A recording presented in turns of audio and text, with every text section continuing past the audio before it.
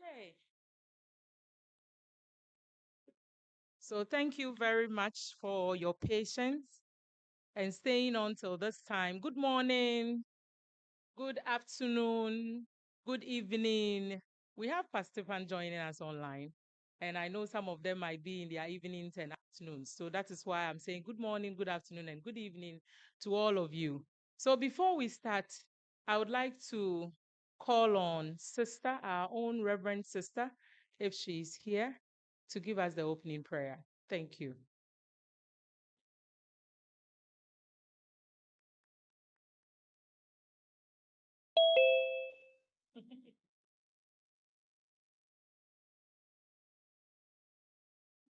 We pray in the name of the Father, and of the Son, and of the Holy Spirit. Amen. Lord God, Heavenly King, this is the day you have made. We rejoice and we are glad in it. We thank you for how you have helped us. The journey was very far, but you brought us to this destination today. We thank you for the energy, for the inspiration, for all the helps that we receive from the north, south, east, and west. We thank you for all the people you use to bless us. We thank you for all the inspirations we receive, for all our participants that you have granted journey mercies to this place. Receive all our thanks in Jesus' name. We beg you, dear Lord, to come and steer the boat to the shore. Start with us, continue with us till we reach the shore. May you calm every storm. For as many that may still be on their way coming here, grant them journey mercies. And for those who will be leaving us immediately after fulfilling their obligations, we pray that you go with them and take them to their destination safely. Continue to bless our provost that you have used to nourish us, who cares so much for us and always ensure that we are not left behind. May you continue to inspire him. Bless College of Education and bless University of Ghana as a whole. For we ask all this in the name of the Father, and of the Son, and of the Holy Spirit. Amen.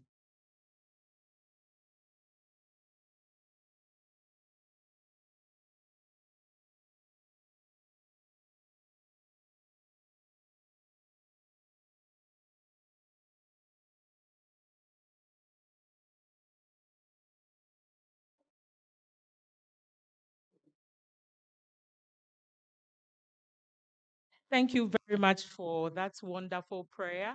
I know that with this prayer, we will definitely have a successful international conference for the next 2 days. So, ladies and gentlemen, I don't have any protocols to stand on, so I think I have to establish the protocols, right? Wish somebody had been here so that I would say I stand on the existing protocols. I would, before giving the welcome address this morning. So, the purpose, the College of Education, our Honorable His Excellency. I wouldn't want to mention their names because we would introduce them properly. Past deans, as distinguished speakers, we have deans from the various schools within the college, heads of departments, faculty members, students, invited guests, colleagues, ladies and gentlemen. Wow. Let me give this, I think there's some.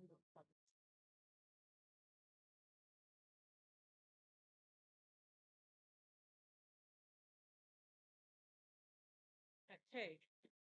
So it's with great pleasure and a deep sense of honor that I welcome you all to this important international conference.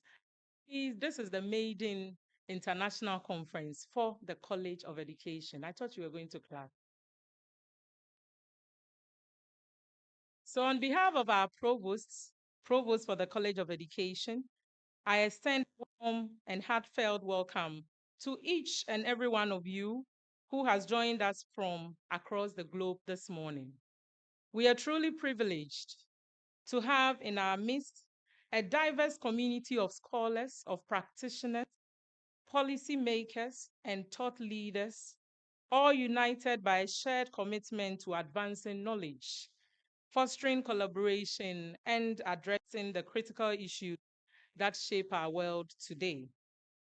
Ladies and gentlemen, this year's conference is held under the theme Addressing Contemporary Issues in Education, Communication, Information, and Technology. This theme is both timely and significant as it speaks directly to the complex and evolving realities we face in our respective fields. It challenges us to reflect critically, innovate boldly, and work collaboratively to develop solutions that are inclusive, sustainable, and impactful. This conference, therefore, provides a unique platform for meaningful knowledge exchange and the exploration of innovative ideas within and across these interconnected domains. So, once again, you're all welcome, and I wish us a very fruitful, engaging, and successful international conference. Thank you very much.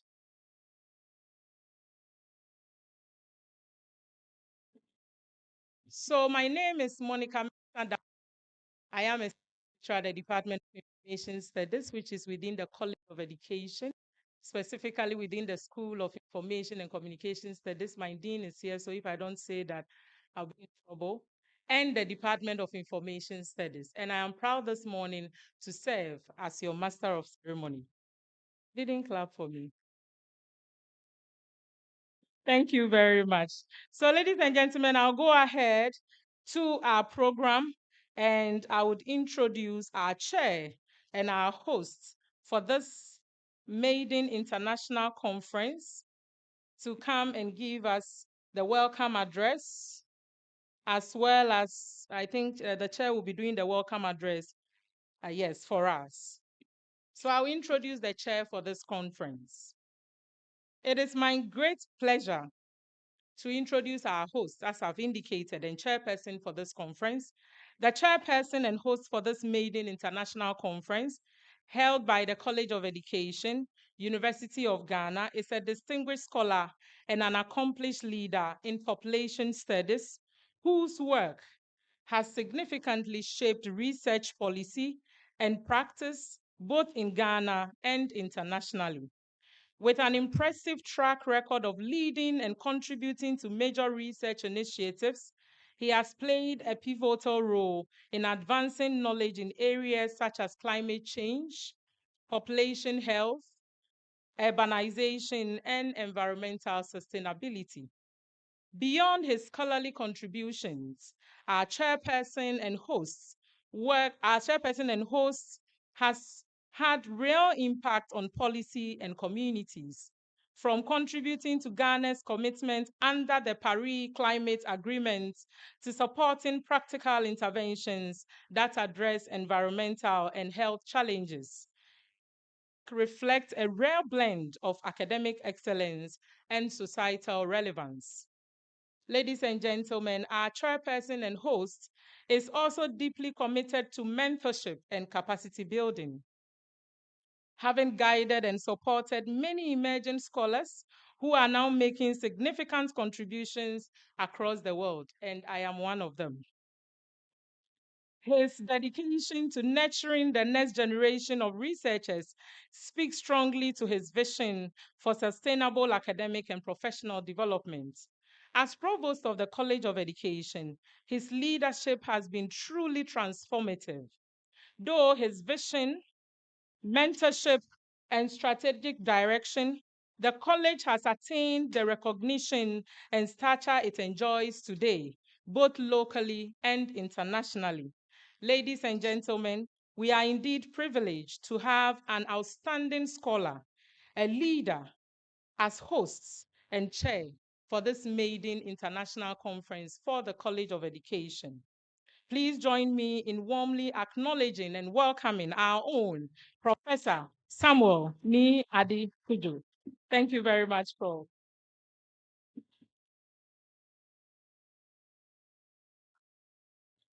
Thank you very much, Monica.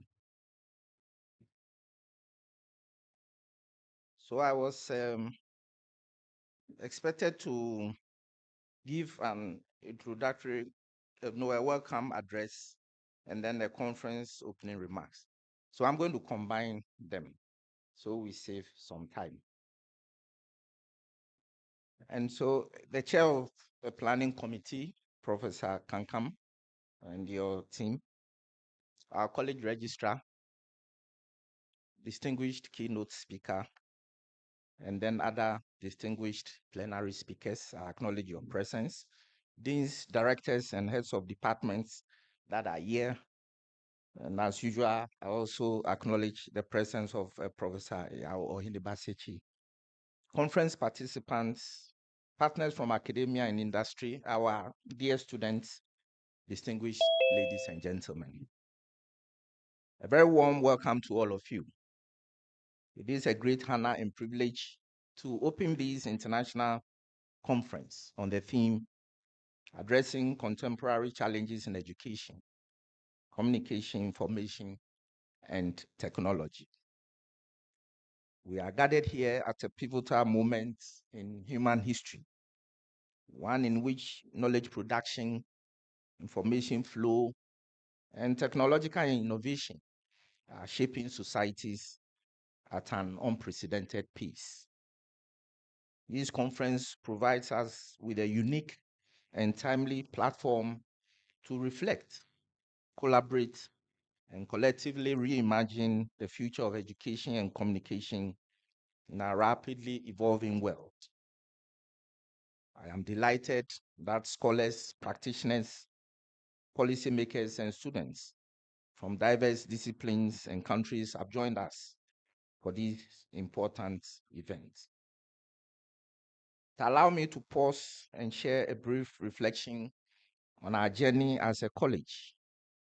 Since assuming office as provost of the College of Education, I observed that although our schools and departments were vibrant and strongly committed to advancing academic discourse, our major academic gatherings, that is our conferences, were often fragmented because they were organized individually by separate units. Today marks a significant milestone. For the first time, we have consolidated these separate efforts into one unified international conference, a single harmonized platform that reflects our collective identity, our shared purpose, and our commitment to interdisciplinarity and institutional coherence. This unified conference is more than a logistical achievement. It is a symbolic and strategic step towards strengthening collaboration, breaking down silos, and amplifying the global voice and impact of our college. I extend my sincere appreciation to all faculty, administrators, students, and partners who worked tirelessly to make this vision a reality. However, let me quickly add that some schools are still holding on to their conferences.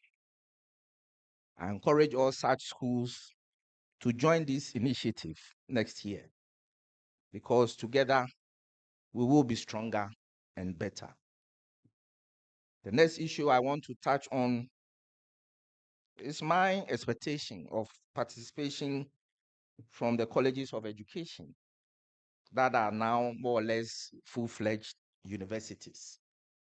I understand there are about 47 of them. And so next year, I expect us to tap into that huge constituency. At least we can begin with the 6 that are affiliated to us.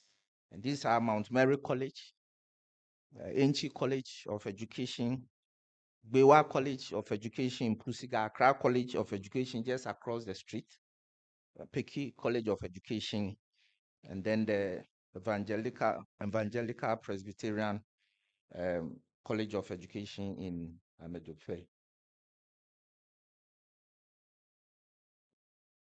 If we look at the themes that we have, and the breakout sessions that we have, one can realize that these are very, very innovative. So, for example, we have innovations in teaching and learning. So, as technology reshapes the classroom, we must rethink pedagogies, integrate emerging tools, and design learning experiences that engage and inspire 21st century learners.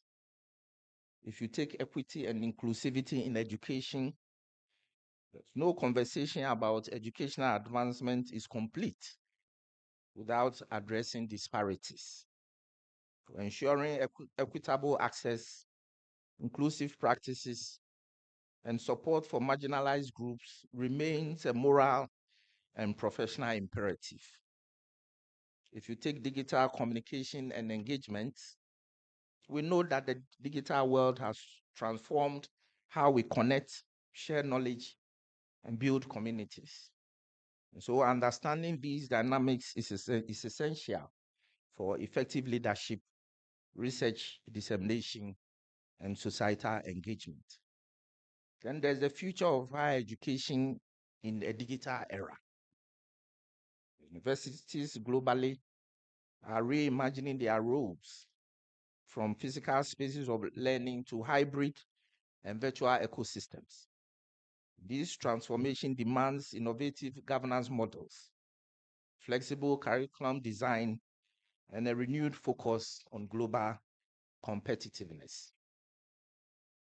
Regarding interdisciplinary approaches to solving educational challenges, today's challenges do not fit neatly into traditional academic boundaries.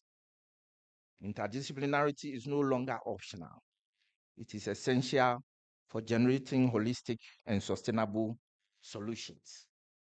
Digital literacy and lifelong learning, as knowledge becomes more dynamic and digital, literacy must extend far beyond reading and writing.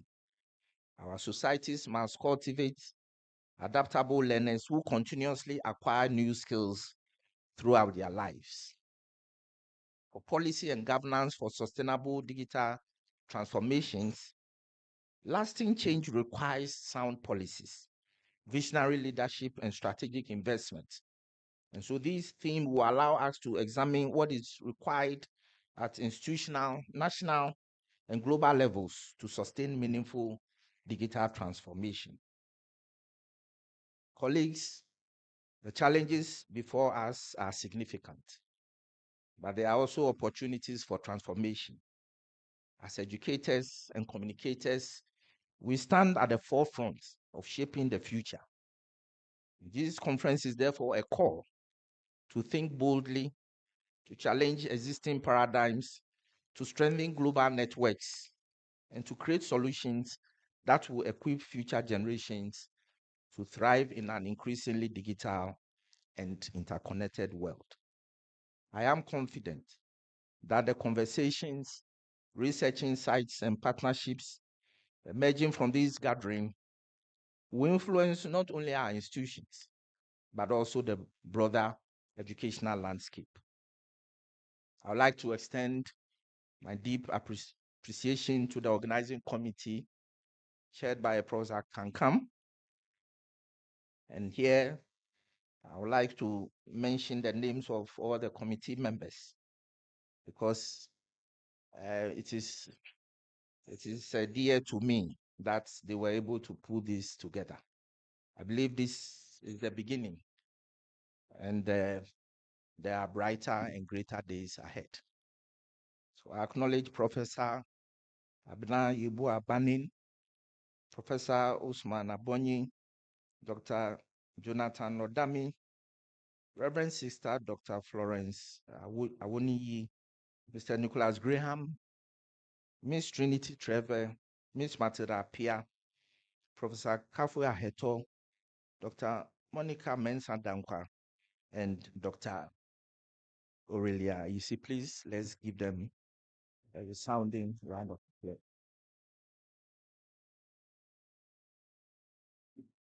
And so our fellow partner institutions, our distinguished speakers, and all participants whose contributions have made this conference possible, I acknowledge and appreciate your work.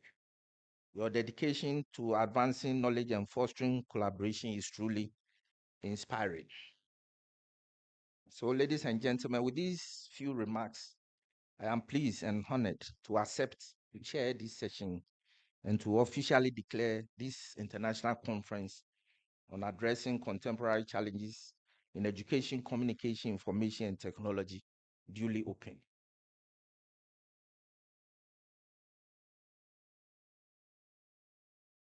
And I wish you all fruitful deliberations, meaningful connections, and an enriching conference experience. Thank you once again. You're warmly welcome.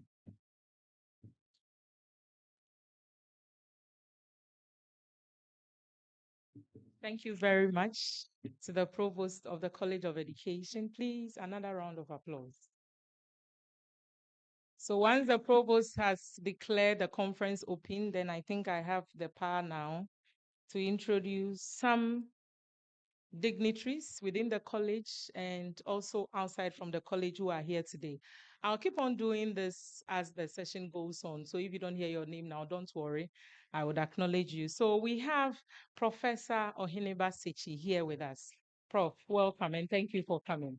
Thank you very much, Prof. And also see His Excellency Edmond Mukala.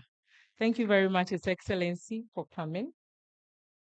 We also have Professor Adika. Prof, thank you for coming. I can also see Professor Emmanuel Ejay. Prof, if you're here, thank you for coming. I also see Professor Perpetua Sechiwa Dazi, all from the college. Thank you, Prof, for coming. I see Professor Abna Yeboah Benin here. And then I also see Professor Samuel Amponsa. Prof, if you're here. I see Professor Aheto, if you're here. And then I have Professor Alice, one of our Matilda. Thank you very much. I'll keep on acknowledging. I've now seen quite a lot now, but I'll keep on acknowledging. Thank you very much. So, ladies and gentlemen, on this note, I also see my head of department, who is the chair of this planning committee, and I would like to call him to come and give us the purpose for this conference. Thank you very much.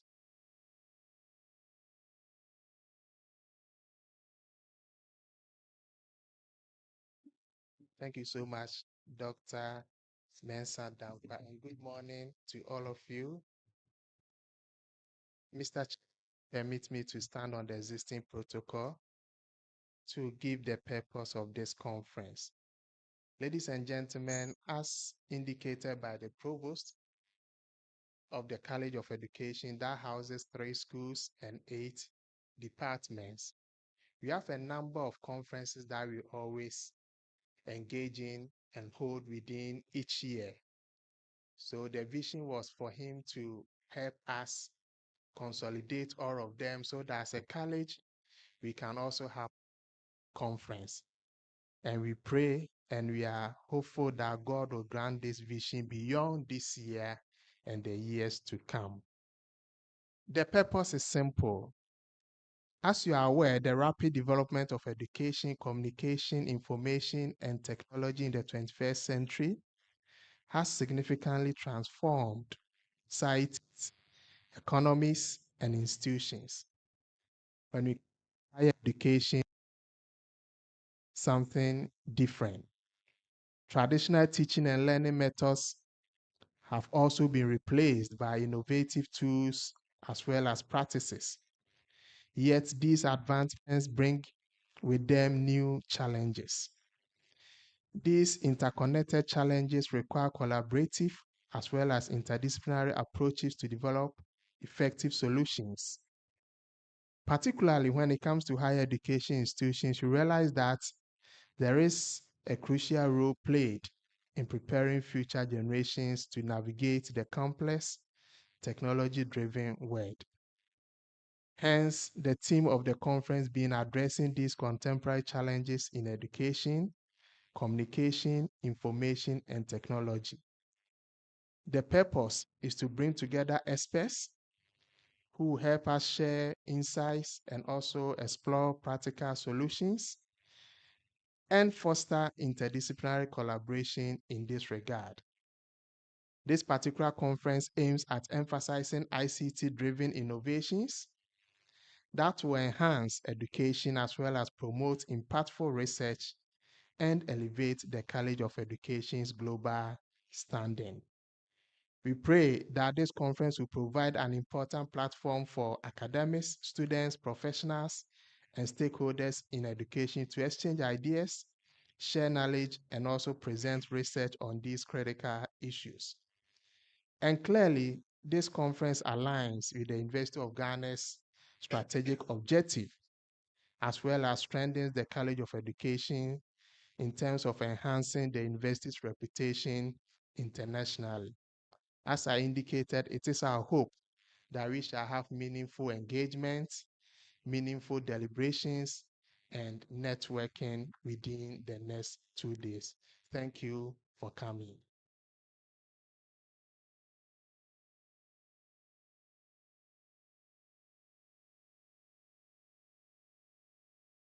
Thank you very much, Professor Kankam, Chair of the Organizing Committee. Ladies and gentlemen, I would like to inform you that this particular conference is being streamed live on the University of Ghana website, and we have online participants as well. So I will just do some introductions again, a few of them, and then I will introduce our keynote speaker for today. So I can also see Professor Baini here. Prof. Baini, thank you very much, Prof. We have Professor Inusa also in our midst. Thank you. I want some of you will be saying, is it only the professors that acknowledge? It's not only the professors. So I'm acknowledging all of us, all the doctors, faculty members here. Give me a wave. All of you. Thank you very much. Students, are you here? Can I have a wave from our students as well? Thank you very much. You are all dignitaries as far as this conference is concerned, but honor has to be given to whom honor is due. So pardon me. So ladies and gentlemen, at this time, I would like to introduce our keynote speaker for today. Our keynote speaker is a distinguished diplomat and a global advocate for culture, education, and international cooperation. He currently serves as the head of the Office and UNESCO representative Ghana. And he brings with him a work experience that spans continents, disciplines, and impactful global initiatives. With a unique academic background that bridges law, design and planning, and civil engineering, he has built an exceptional career dedicated to fostering dialogue among cultures, advancing education, and promoting sustainable development. His work reflects a deep and enduring commitment to cultural preservation, knowledge sharing, and the promotion of peace across societies. Ladies and gentlemen, over the years, he has played a pivotal role in advancing UNESCO's mission, championing international collaboration, supporting policy development, and leading initiatives that ensure cultural heritage is recognized, is protected, and passed on to future generations. His contributions extend globally from major intercultural initiatives across Asia and Europe to significant historical commiseration and scholarly collaborations that highlight Africa's connections with the wider world. Notably, his leadership in heritage and cultural initiatives has left a lasting global impact, including the establishment of the International African World Heritage Day, now celebrated worldwide. Beyond diplomacy, our keynote speaker is also a respected academic and speaker, known for engaging audiences on Africa's development trajectory, particularly within the framework of Agenda 2063. Ladies and gentlemen, today we are privileged to hear thought leader whose work continues to shape global conversations at the intersection of culture, education, and development. With a round of applause, please join me in welcoming Edmond Maluka Nguemo. Thank you very much, our keynote speaker. Please keep the applause, keep the applause. Thank you.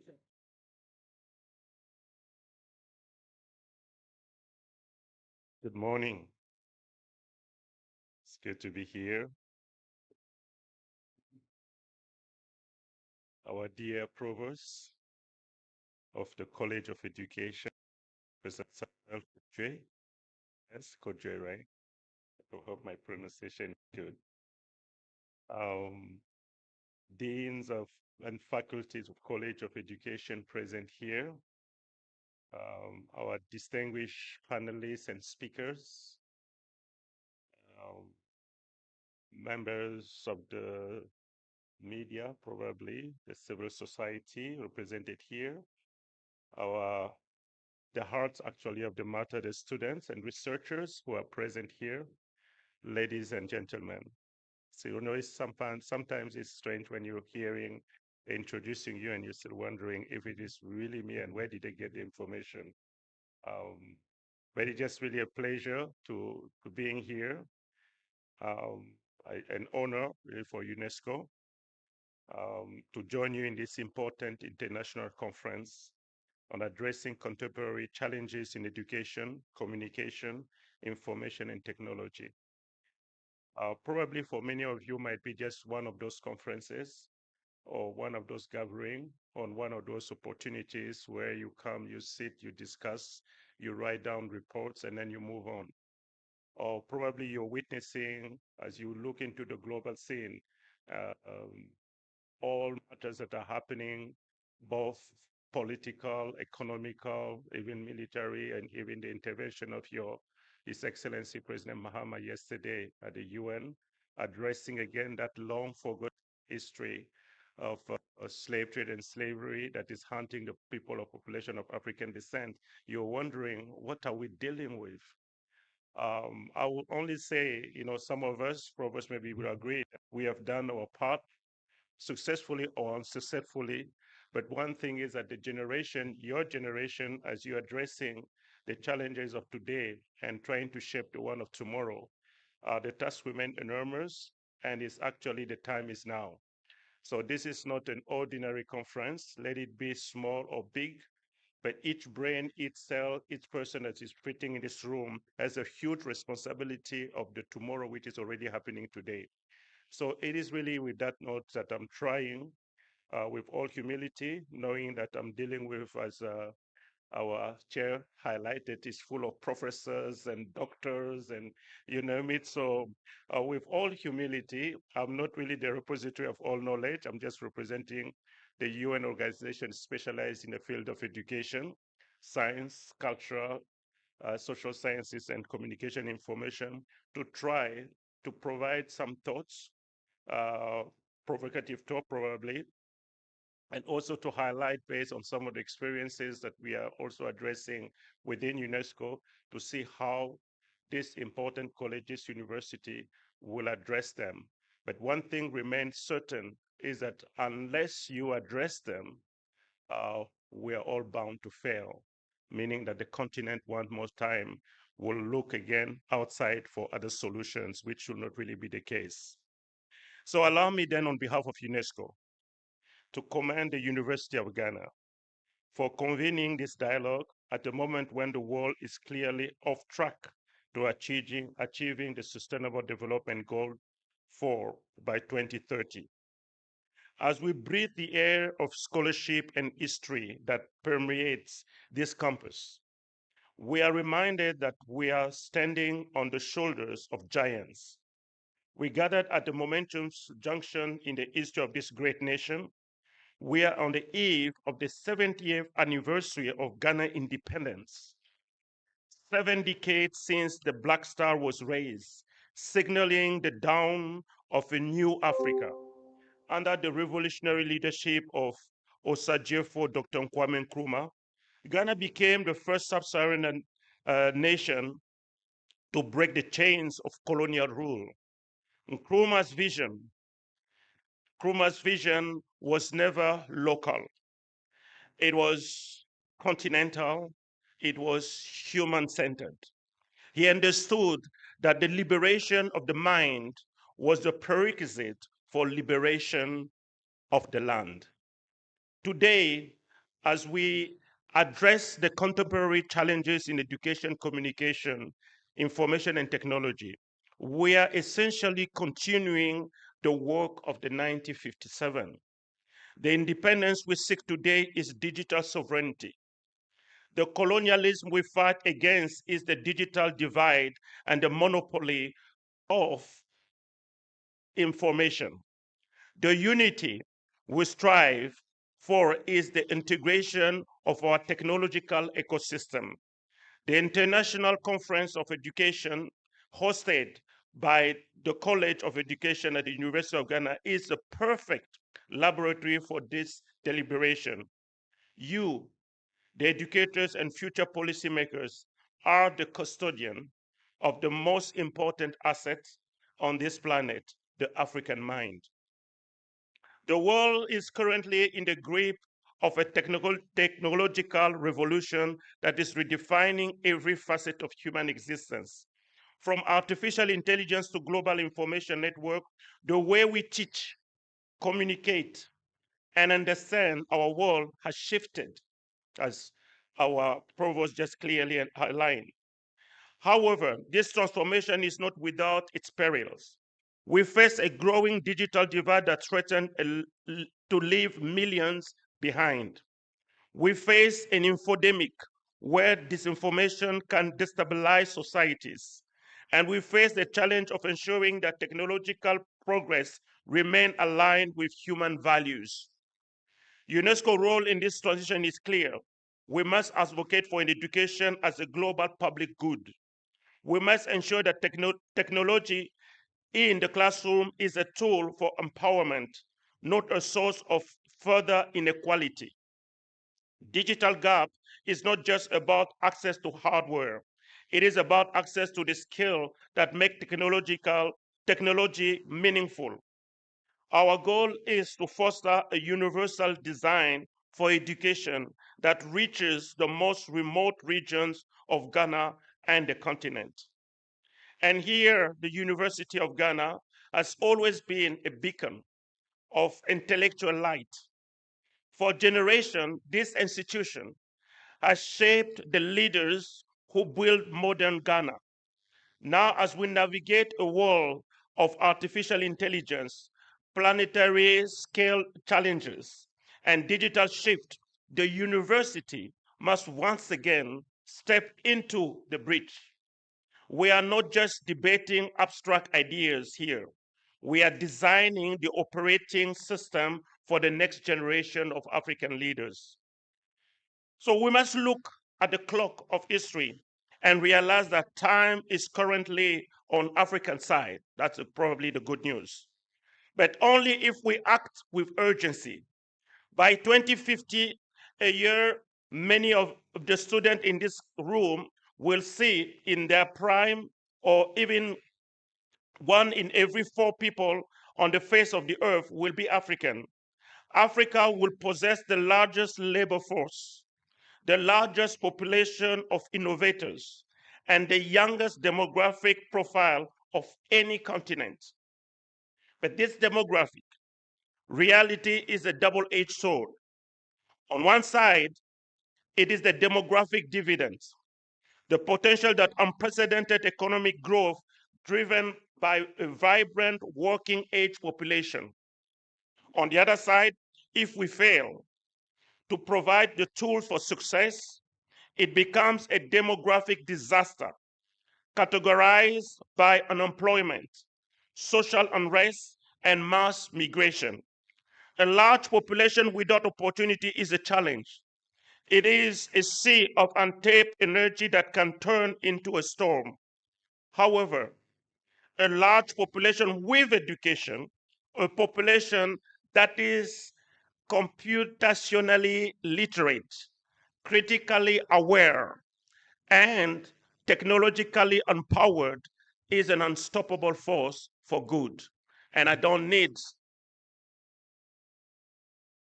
to provide examples. As our presenter just highlighted, I lived in Asia and particularly in China for 16 years. When I arrived, China was a third world country. And we used to drive, this is in the 1980s. I'm not talking about 1970s. This is in the 1980s. The landing board for the airplanes or takeoff was where they were using charcoal to write it on. This is the Beijing airport. Today, it is the first world economy.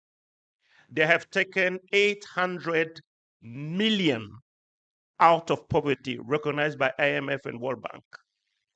800 million out of poverty.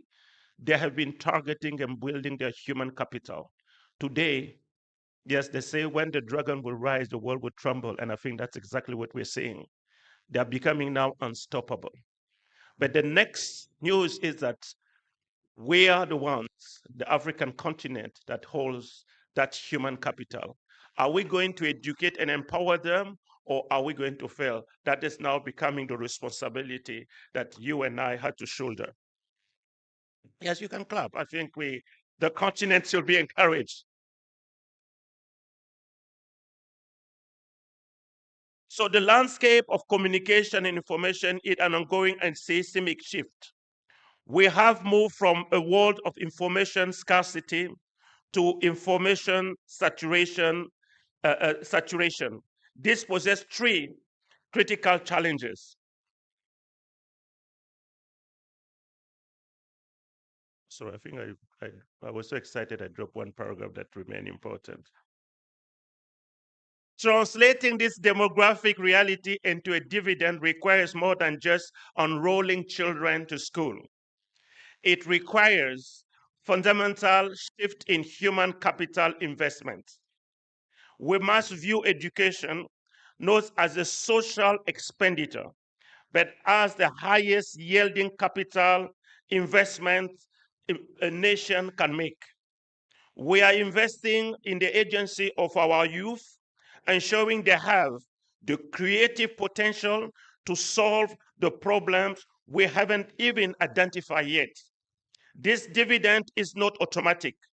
It must be earned through the sweat of policy reform, the rigor of research, and the courage to iterate our traditional education models. So as we look then into the landscape of communication and information, it must be undergoing a seismic shift.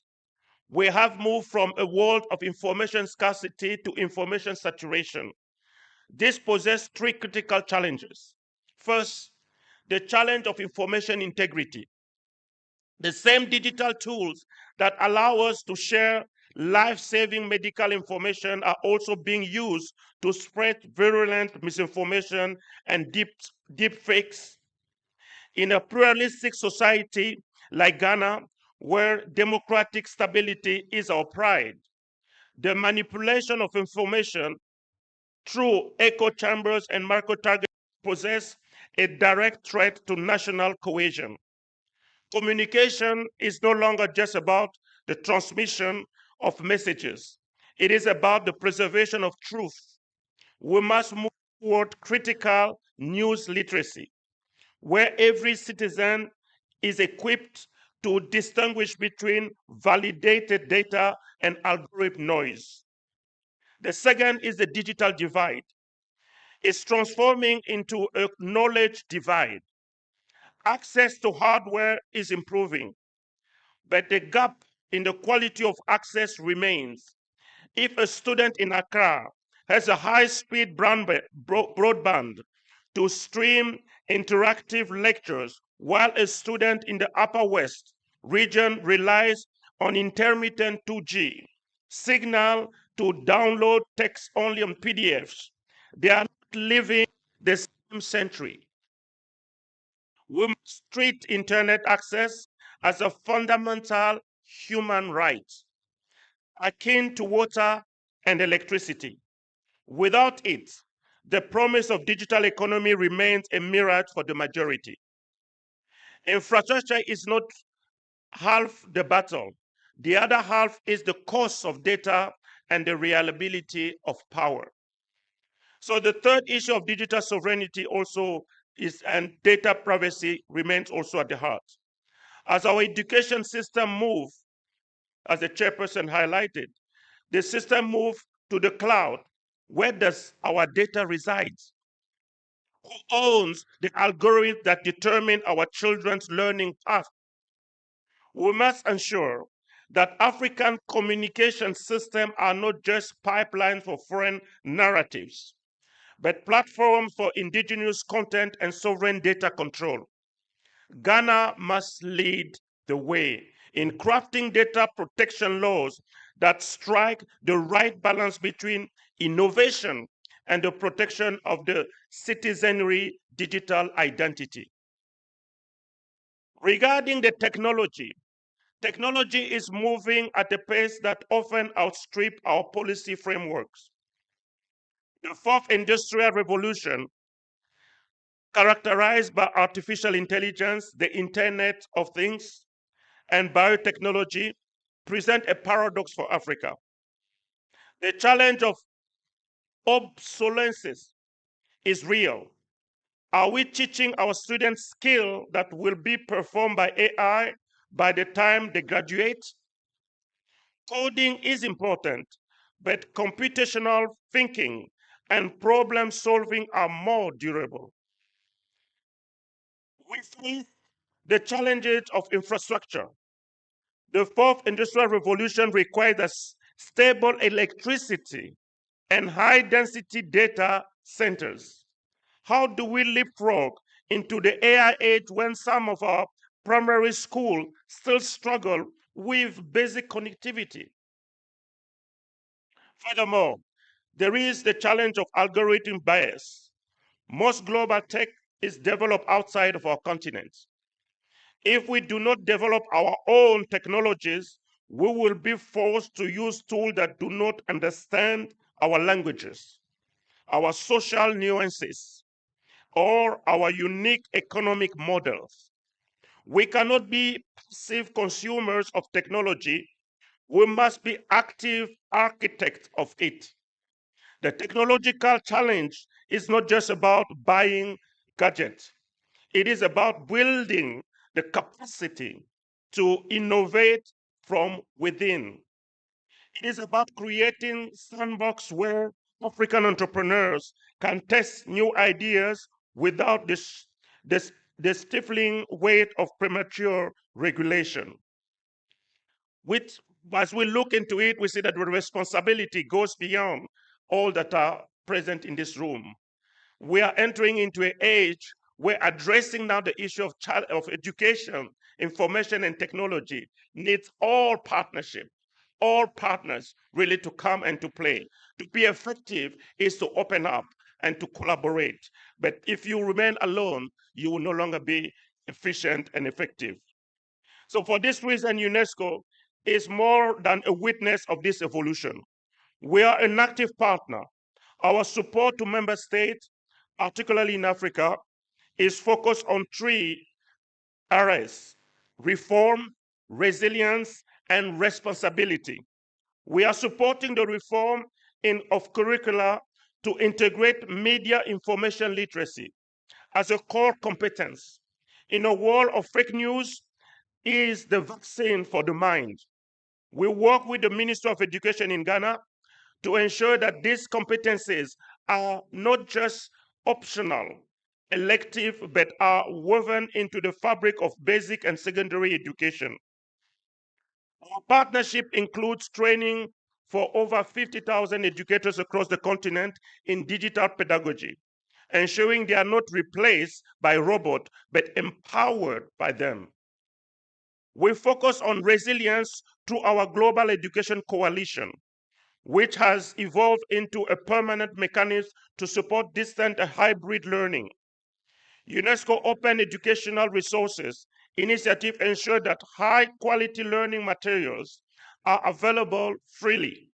No student should be denied knowledge because they cannot afford a textbook. In Ghana, we are helping digitize the local curriculum to ensure it reflects the Ghanaian experience in the digital library of the world. So finally, we focus on responsibility.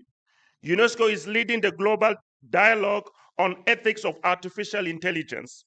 We recently adopted the recommendation of the ethics of AI, and actually, as I'm speaking, there is a training of the civil society ongoing in some of the hotel in other premises that could not really join since I'm joining you here today, which provide member states with the legal and philosophical framework to ensure that technology respects human rights.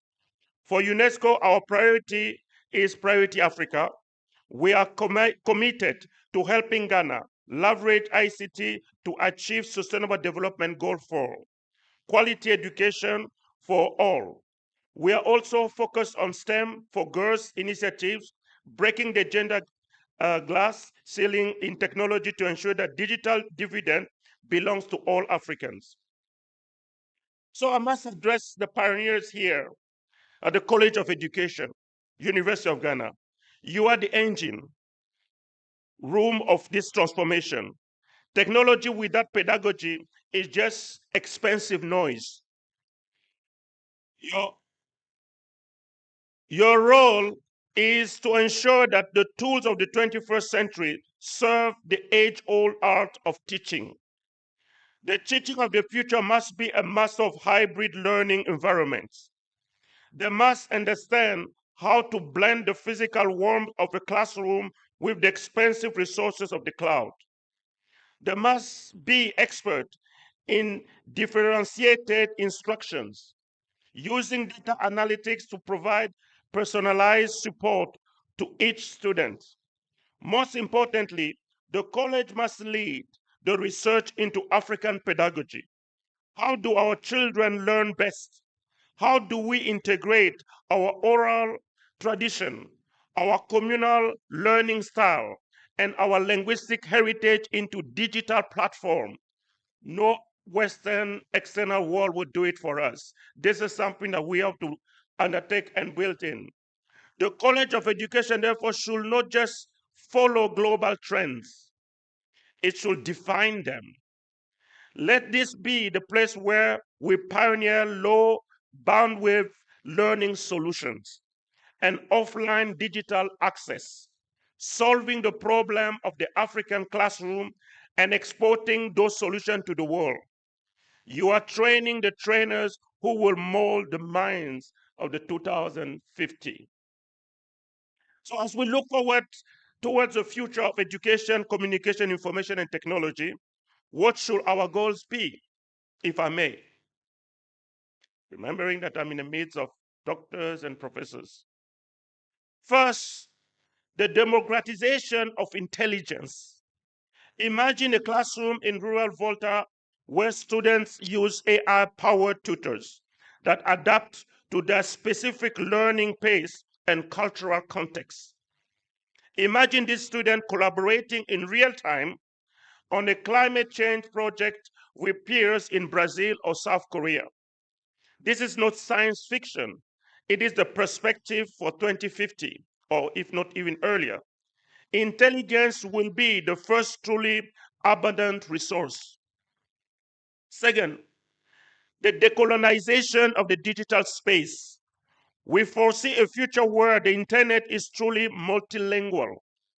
The future of our communication in Africa must include the linguistic diversity of our people.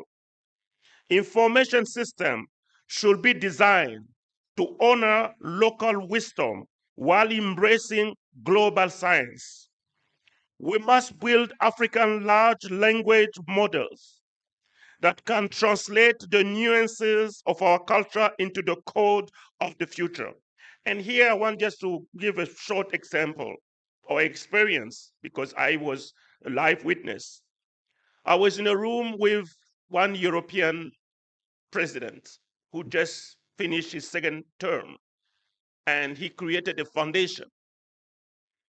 And he was announcing that the role of this foundation is to go into Africa and Latin America to record, and listen to me carefully, to record the names of plants in the local languages. I said, this is another white man passion. Let him go and record. That was in 2008. Then in 2020, he passed away. The new president took all the collected information. Guess to whom it was given? Not to the language academy of that country. It was given to the medical academy. Because the names of the plants in your local language is a living encyclopedia, scientific encyclopedia that determines how those plants interact with your body and your health. And so the next thing you will be seeing is that you're getting those 20-year-olds coming and doing research in your forest and collecting specific plants, and you say, my goodness, look at how wise and smart they are. So we are the one to be condemned because we are still not yet treating our languages in the right way. They are not just representative of our cultural identity. It is a repository, a seat of our encyclopedia of science and knowledge that yet to be exploited and to dig in. And maybe with AI, let's really accelerate this process before others will come and start selling us medicine that are produced out of the very plant that you and I trample every day. The third one is a lifelong learning as a lifestyle. The old model of learn for 20 years and work for 40 years is dead. The future belongs to the continuous learner. Our university must transform into hubs that produce not just graduates, but perpetual students who can unlearn and relearn as technology shifts. The degree of the future will not be a static certificate, but a living profile of micro credential and proven skills. None of this vision can be realized by the government alone. The imperative of partnership is our most powerful methodology. We need the triple helix of academia, industry, government to function as a single unit. The College of Education at the University of Ghana must become for industry input. Why shouldn't a curriculum be co-designed with a tech giant or a local software hub? We need the public-private partnership that go beyond sponsorship to knowledge exchange. Moreover, North-South, South-South partnership are vital. We must learn from the successes of our neighbors. The Smart Africa Initiative is a brilliant example of how African nations can pool their resources to negotiate better deals with global tech providers.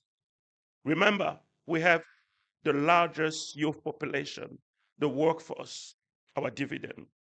We need partnership with the diaspora, the sixth region of the African continent, to bring the brain power and the capital needed for our tech revolution. Partnership are the bridge over the digital divide. They allow us to share the risk and the reward of this new era. In unity, we found the scale required to compete with the giants of the world. Ladies and gentlemen, our dear professors, as we stand at the eve of the 70th anniversary of Ghana, which is just next year, we must then ask ourselves, what will the founding fathers think of the Africa today? Nkrumah spoke of the African personality. Today, that personality must be expressed through digital excellence and intellectual agency. We recall the demographic reality that puts us at the center of the world's future. We must ensure that our youth carry the creative potential and the agency to lead. A large population without opportunity is a challenge. A large population with education is an unstoppable force for good. Let the College of Education be the fort where these unstoppable forces are tempered and prepared. Let the University of Ghana remain the lighthouse of knowledge for the sub-Saharan region. And let us, in partnership with UNESCO and many other partners and the global community, ensure that the future of education, communication, information, and technology is written in an African hand. The journey of the last 70 years has been one of survival and growth. The journey of the next 70 years should be the one of leadership and innovation, and we can. Ghana once led the way in political independence. Now let Ghana lead the way in the intellectual and digital independence. The world is waiting. The world is waiting for the African dividend. Let us deliver it with pride, with purpose, with a commitment to leaving no one behind. Remember, as some of you probably watched when President Mahama was delivering the speech at the UN yesterday, the question was, why him? And you heard about the senator, representative from the US saying that the last time he heard someone speak was Nelson Mandela. And the next one he's hearing is President Mahama coming and championing not the cause just for his own people, but his people, taking the continent, is taking Africa at large, diaspora, the descendant of enslaved, into his shoulder. This is a true descendant of a child of Africa. And no matter how tough, because this is not an easy task, but one thing that you know what we lack is that leadership. Why it took so many years, 70 years, for someone to stand up. From the founding fathers, we have gone silent. Now there is an awakening. But that awakening is on the leadership. But the awakening also need to start materializing in our educational system. And I believe you have all that it takes to change because you have the human capital, you have the brains. And I reiterate again, you said we have professors and doctors. Let them really take the charge of tomorrow. I thank you.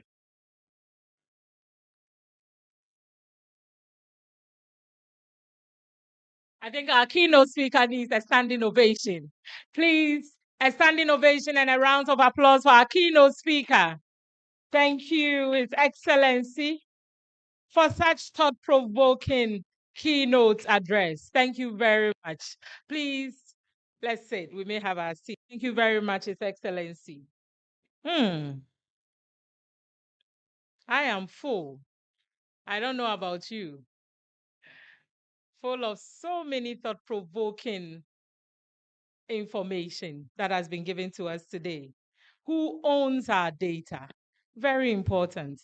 Where does our data reside? These are things that we should be thinking about. Okay, and I am happy that the keynote speaker ended by saying that Ghana has to lead the way. And we in this room have to lead the way. Indeed, introducing you, you have to lead the way. I'm not professor yet, so the professors have to lead the way. Thank you very much, our keynote speaker. This is very amazing. As he said, we cannot be passive users of technology. We must be active creators and users of it. Indeed, technology without pedagogy is expensive noise. I just wrote them down so that I'll just go and write them on social media and then post them for people to see some of the tidbits that came out of this keynote. A lot of information. Thank you very much, His Excellency, for that keynote address. A round of applause, ladies and gentlemen. I know that our speakers here, there's going to be a lot of presentations and plenary sessions. And I know that most of the discussions will come from this keynote speech. So let's join the plenary sessions and the other sessions after this opening session to listen to more of this thought-provoking information. Okay, thank you very much, ladies and gentlemen, for still being with us at this point. So I can see some people among us. I'll keep on introducing His Excellency. We still have some professors here.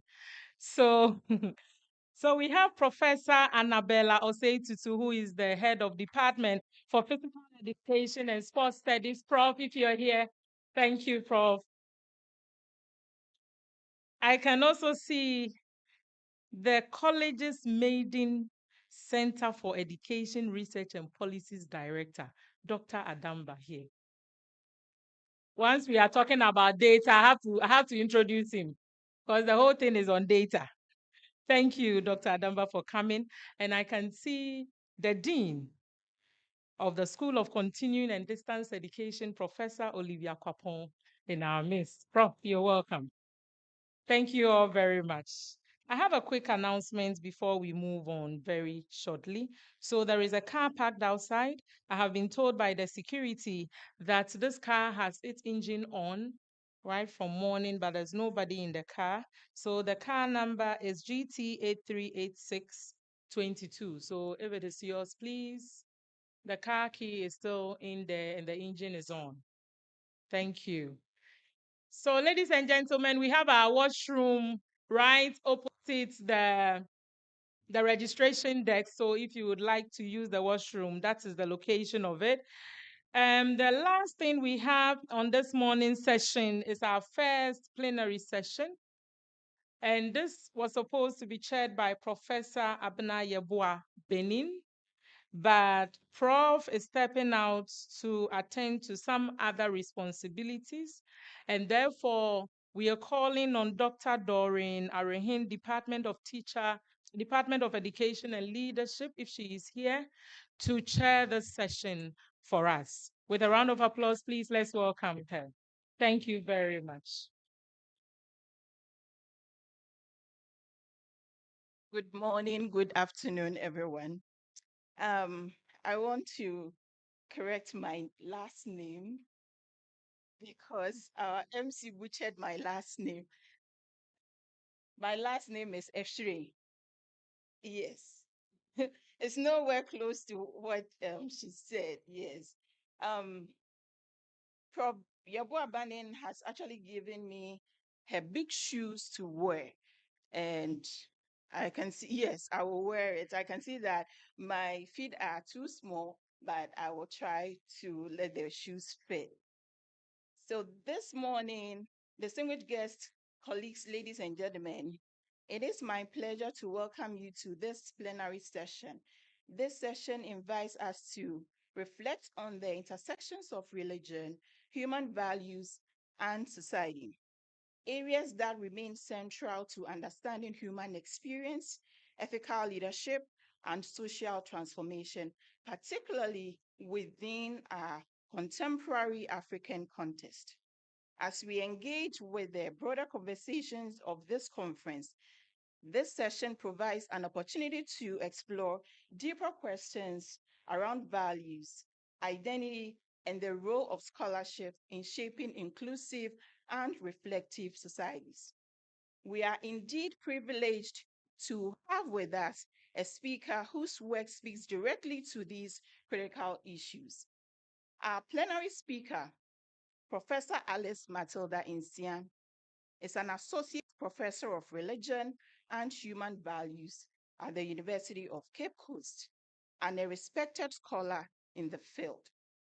She brings with her a wealth of academic experience, having previously served as head of the Department of Religion and Human Values.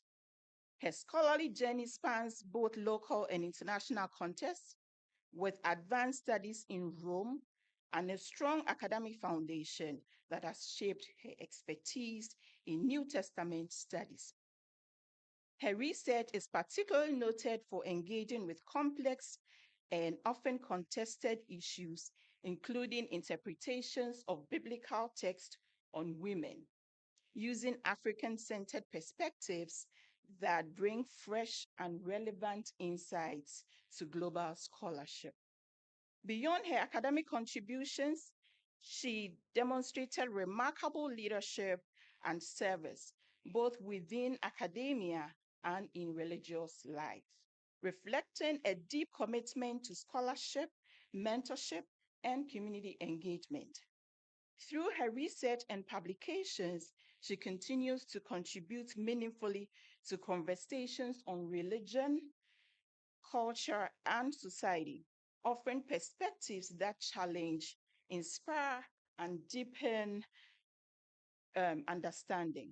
Ladies and gentlemen, it is my honor to invite Professor Alice Matilda Insia to deliver her plenary presentation.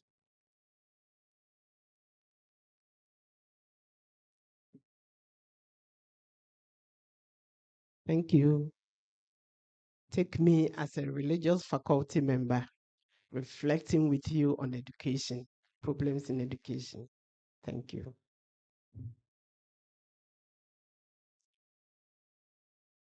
So this morning, my theme is a reflection on equity and inclusivity in education in rural Ghana.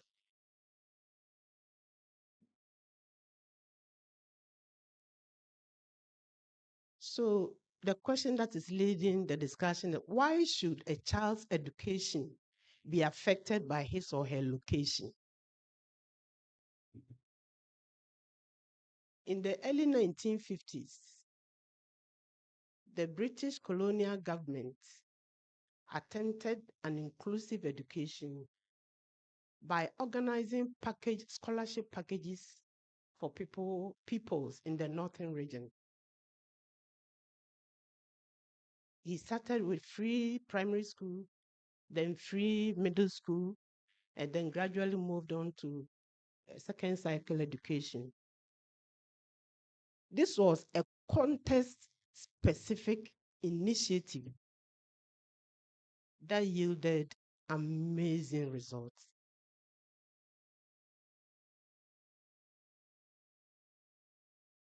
But where it ended today, we don't know. But we know that there are many responsible Ghanaians contributing their quota to the development of this nation who benefited from this initiative. So if we concentrate on context-specific agenda for equity and inclusive education, we will have results. I have given a little history here, but what is driving Ghana's basic education is FQ. All subsequent policies reinforce FQ. And we will all agree that Ghana, we have come very far. We started with FQ. We saw the bottlenecks. We added something like capitation. We have been adding. In 2003 to 2015, 2010 to 2020, and 2018 to 2030. Now it's on record that we are doing well. Ghana is near universal access to education. The retention rate is very good. The transition gaps are closing up.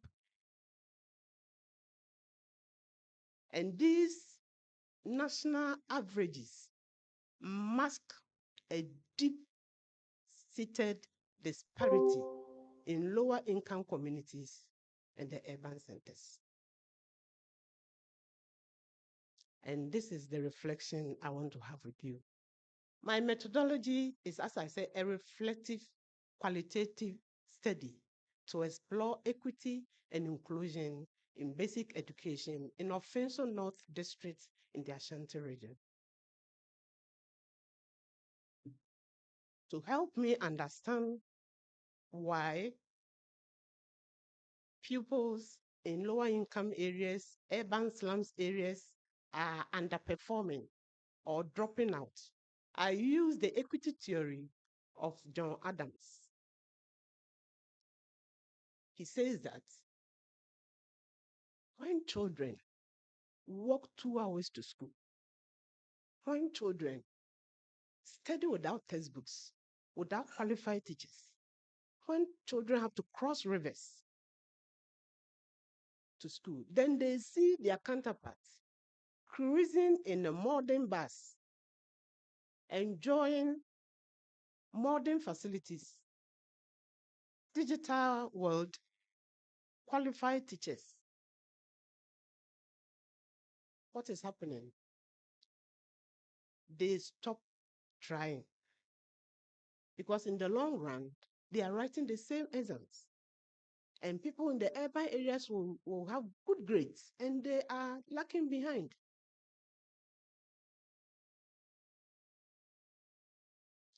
So we need to ensure that the grading are the same.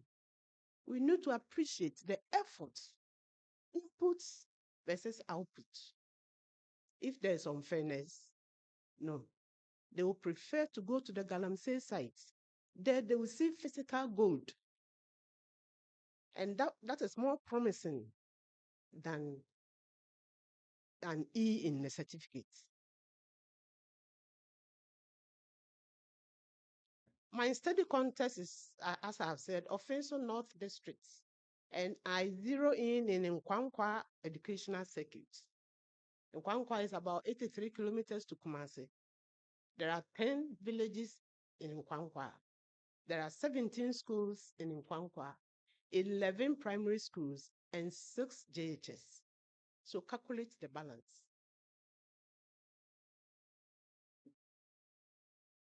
It is geographically isolated, poor roads. Some of them don't have electricity. The communities are mostly farmers.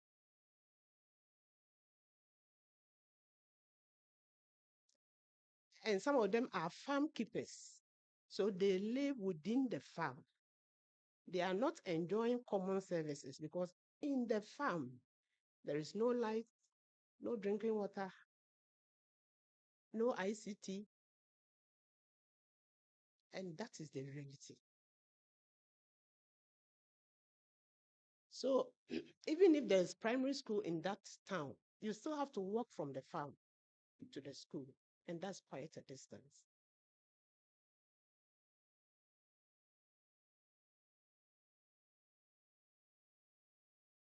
But we all know that FQ and our own constitution identify education as a human rights issue. Is it really true for us? Is it a human right for all of us or for some of us?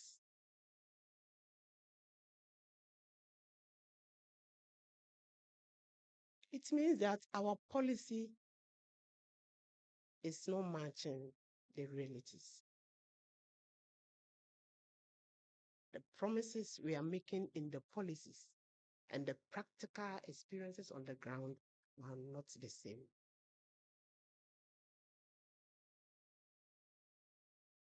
We know that equity is when you give the greatest help to the weakest.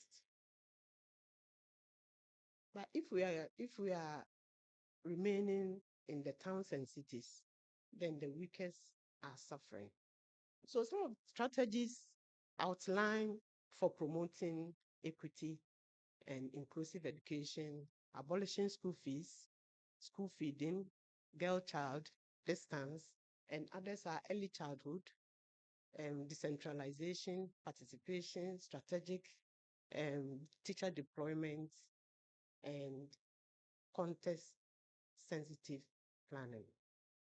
These are the areas we are going to see how far Ghana has gone and how far it is applied to the lower income communities in the villages and urban slums.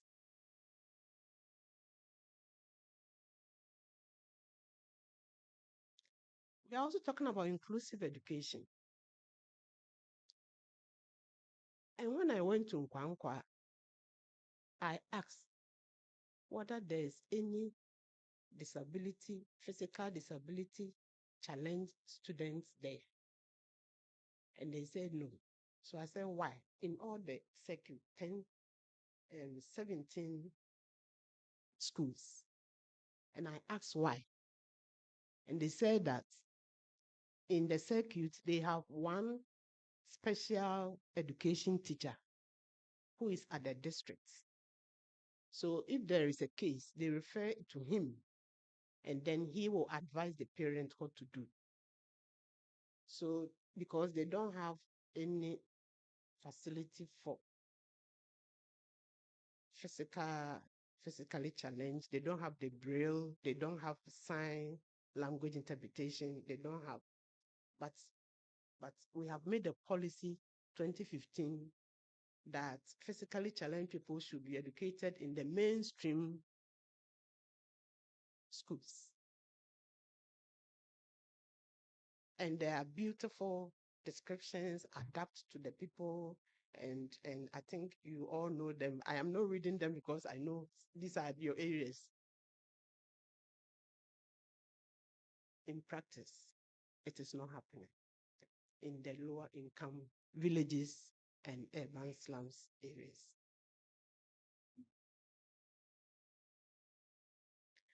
And when we talk about basic schools, I think all of us, we are aware there was a little variation, but we are talking about starting from 6 years primary to 14 years. And in some cases, it is 6 years to 11 years. In other cases, 6 years to 14 years. And it's a primary school and then JHS, and some people are adding second cycle education. But for Ghana, the basic school ends at JHS with a BEC examination certificate. So government started the F-Cube. The initial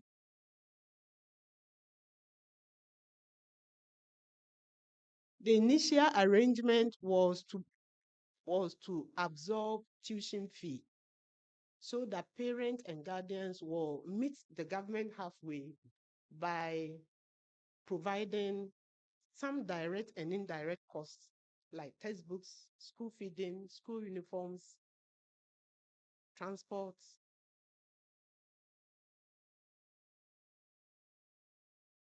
They also have GES approved levies like cultural studies, sports, building funds, in some cases, transport funds, and so on.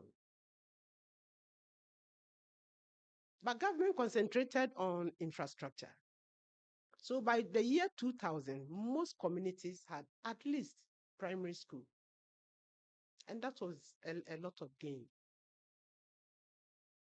But then it became clear that affordability was still a hindrance because most parents could not absorb all the other costs.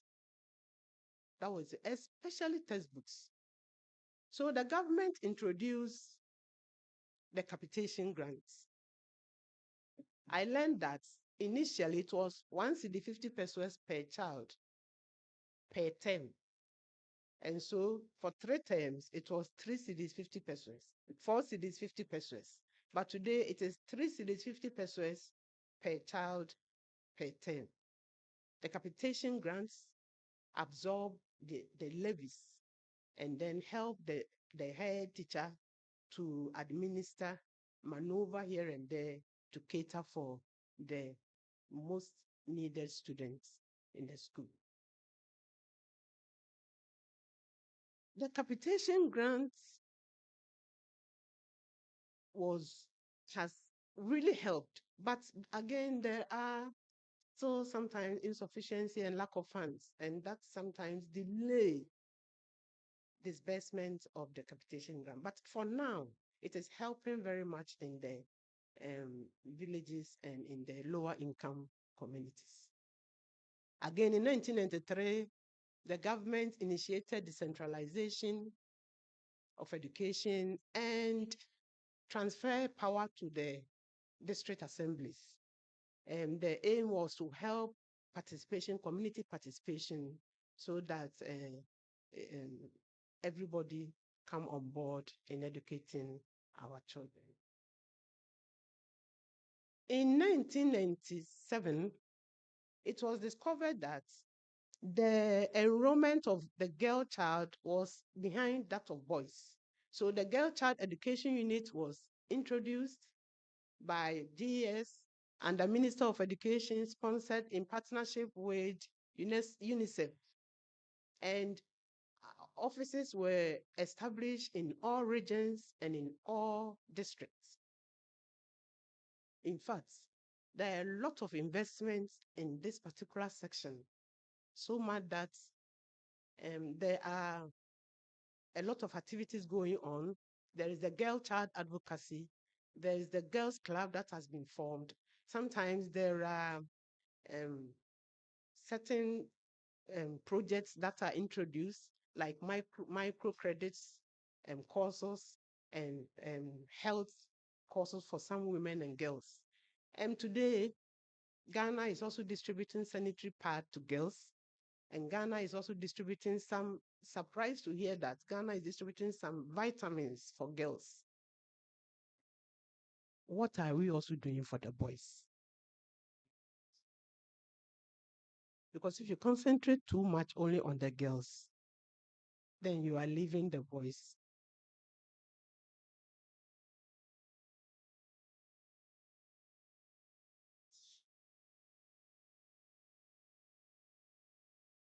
So it is on record that this particular initiative is very successful, that it has really boosted the enrollment, retention, attendance, and inclusion.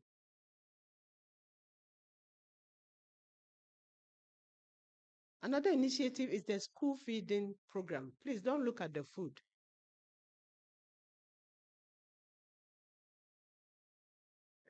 It was rolled out by New Partnership for Africa Development, NEPAD.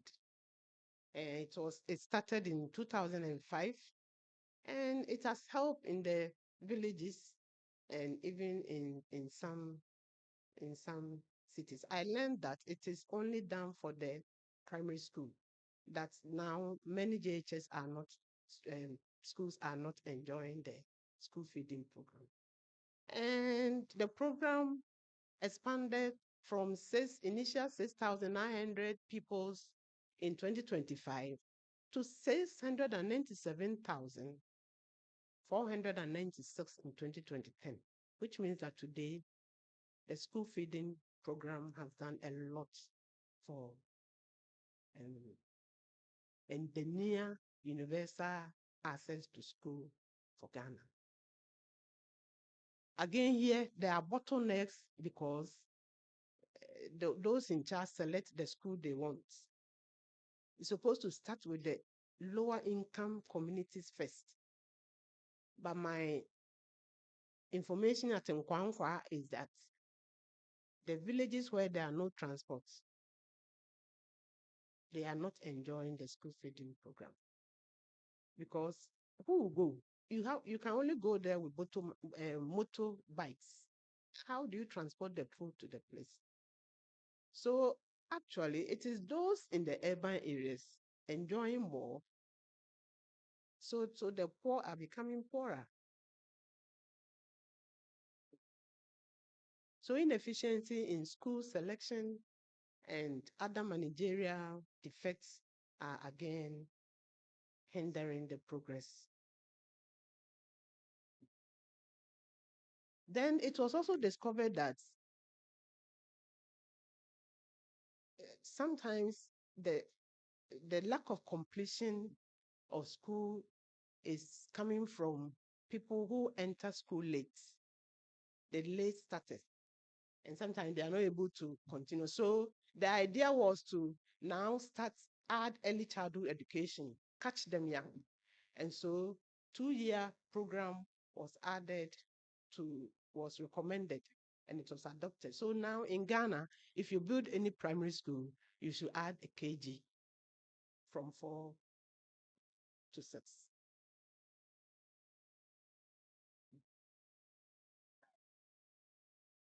And then the National Literacy Accelerated Program also rolled out mother tongue policy. The idea is that at least we need to appreciate our own language before we get ready to learn a second language, English. But I was in a school and I heard a child going, "Hey, you are speaking Twi. I will tell madam."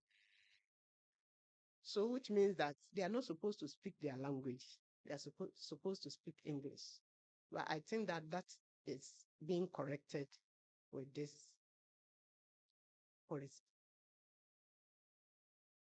What is very difficult is qualified teachers.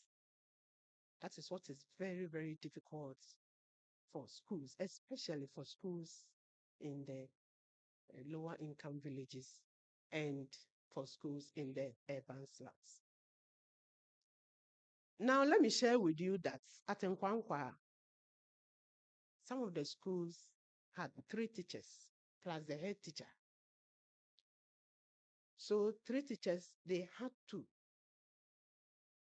share the responsibilities. The head teacher is also teaching together with the 2 teachers available.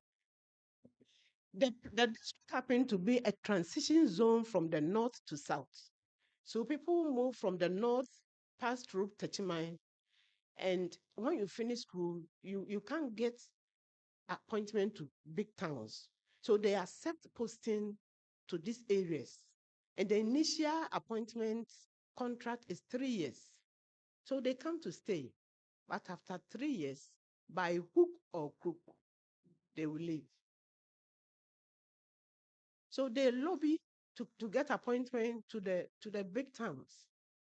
And the information I receive is that sometimes as many as 40 teachers will leave within the year. And the number of teachers posted to the place are 5. So always they have difficulty in having qualified teachers. In fact, what is sad is that, but you can also think, reason with the teachers. I have finished school, then you post me to a place in Kwankwa. The place you are posting me, there's no light. Number one, there's no light. What is very, very difficult, it's not only light. I'm showing you one. There's no road. This is the road. This is one of the road. So there's no light. There's no road. There is no internet. So if you go there, you are cut off. Sometimes like death sentence. And that is why teachers are refusing posting to these places. But there is school, and children are going to school. So what do we need? The circuit officer shared with me that there was an initiative for the district to support some people from the village, from the place, give them scholarship to go to school. And then when they finish, they are bonded to serve that district for at least 5 years. But then the district say, but we don't have the resources. So how do we do it? And so that initiative did not last. Sometimes a primary teacher is also doing a subject teaching in the JHS because teachers are very difficult to come by. We have the courage to talk about internet and ICT tools. Even the 3 gig, 4 gig coverage operation from MTN, it's not working. Sometimes you have to climb a tree or go to where it is a bit high to be able to receive a call. So that is the situation in the circuits. But the one laptop policy of Dr. Baumia helped the teachers to receive a laptop.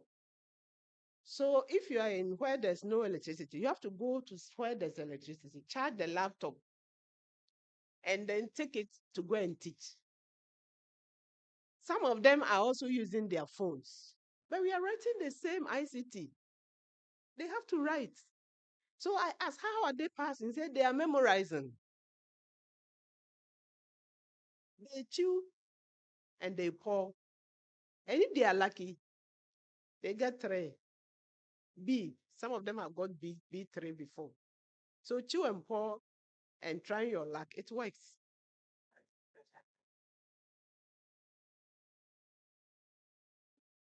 I visited Kobriso.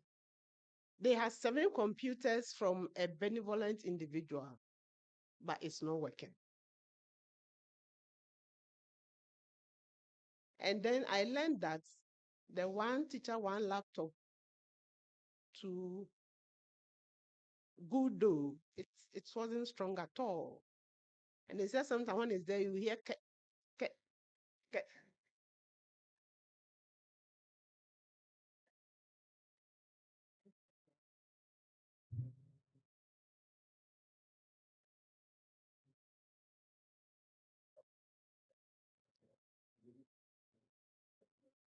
Sometimes the only test there is the head teacher, and all others will have to copy from it. They are not receive any supply. So textbook is also a problem. And that is what we are dealing with. I've talked about the road.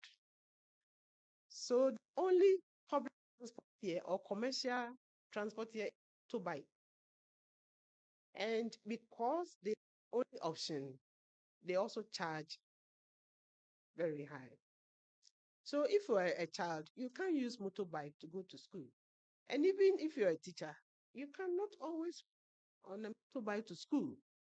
So it's a problem.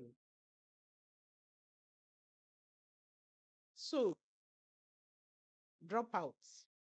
But I learned that now if you're a girl and you become pregnant, you can still go to school. So it's helping. But most of the young men are dropping for Galamsey sites because it is good. And the girls, some they are under pressure from their parents to get married. And so they do. And then I have already asked the question that if more attention are given to girls, then what is happening to the boys? Let's see some of the things that are working. Differentiated instructions, that is what is needed. Using peer, our own brothers and sisters to teach the young ones. And then community involvement. And the suggestion is that let your parents supply us food. They are farmers and they are very good. And so if they are the ones supplying the corn or the cassava, it will be very helpful to them. Then inclusive practices. The one is that girls can now go to school even if they are pregnant. Then teacher resilience. If the community support a teacher, even if it is difficult, they will stay. So that is, and that is what I discovered. At least 1 or 2 of them will stay because they are being supported by the community. My recommendations: the need to expand JHS access, and then because there is one thing I forgot. Please, there are about a number of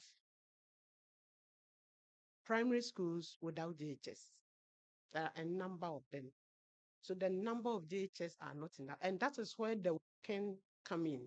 So if you don't have JHS in your village, then you have to travel, walk to go to JHS somewhere. And then if I walk, I have already put up that scenario. If I walk and do all that and my reward is not encouraging, then I perceive some unfairness in the social exchange. And so if Galamsey will welcome me, then I'll go to Galamsey.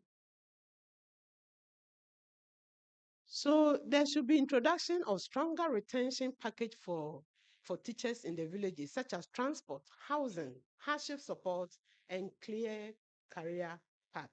I think that recommendation is very strong. Then mainstream disabilities.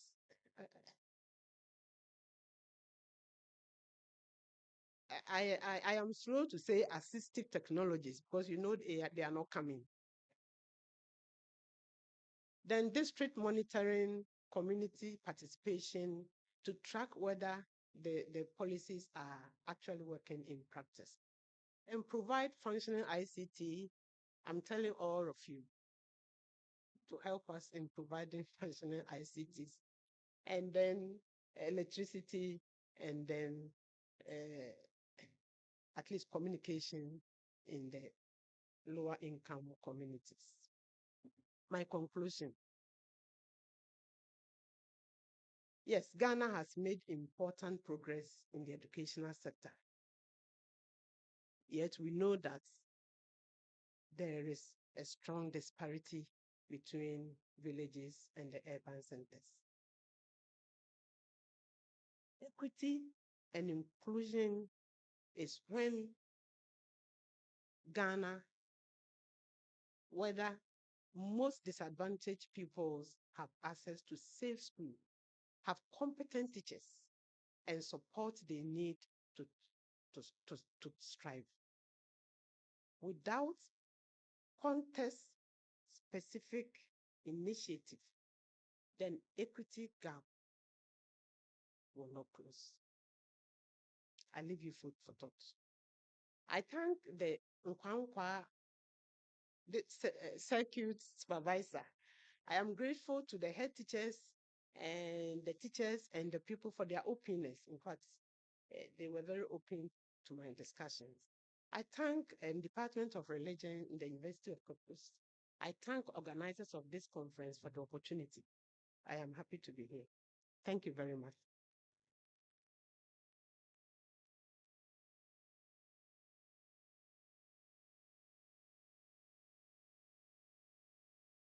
Thank you very much, Prof. Insia, for that insightful presentation and thought-provoking one.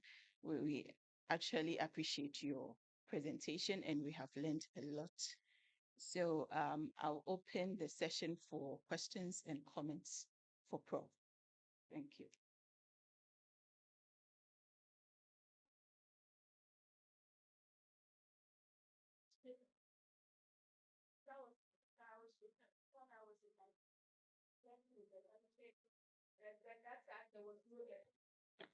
Oh, sorry. Yeah, I was saying that thank you, sister, for the presentation. While she was presenting, I was just reflecting going back to my village when I was in my Jasu Day Secondary School. And then there was no electricity in my home.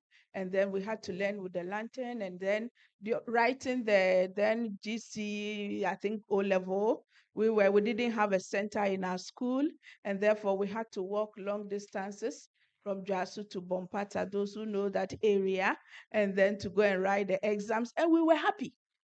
Bottom line, we were happy village people, you know, and we're excited about it. And therefore, I see that inequality and equity and all those things for me to be with us forever. But it's about the opportunity you make out of the little you have. We say that Africa, we are poor in the midst of plenty. And sometimes that also take my mind back to in Harvard when I was doing research and reading and finding that the guys were okay with high school diploma and were just that they go for job, and therefore higher ed was more for the females and all of that. They had all of it, but they were not enthused.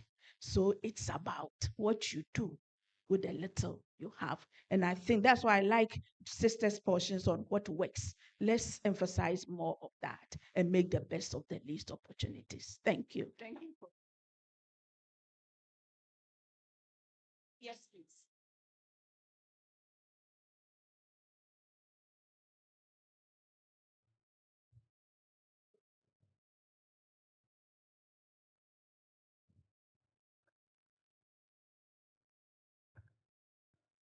Yeah, thank you. I'm Samson Yeple from St. Teresa's College of Education, Hohwe. I made two observations from the presentation.